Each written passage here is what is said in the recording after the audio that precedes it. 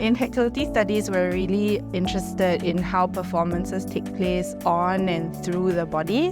We move through so many different spaces in our everyday lives, but how often do we really take time to pay attention to how things shift from one place to another place within our body?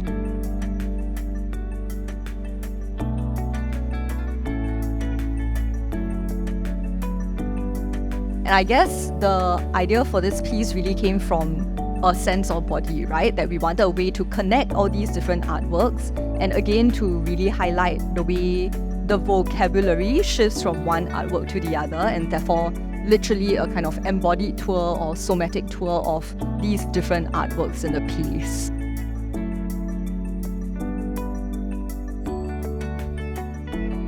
So we're thinking a lot about the visual rhythm as one thing, also inviting people to inhabit the space a little bit differently, right? What does it mean to think about the rhythm of a work?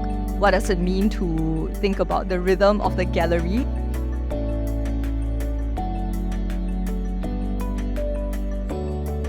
We found ourselves kind of basically doing what the performers are doing in terms of facilitating in bubbles, and then finding ways to gather the attention so that we share attention at specific points, and then kind of just okay, we're in our own worlds now, and that's totally fine. What is a touch that you really enjoy? What's a favorite touch?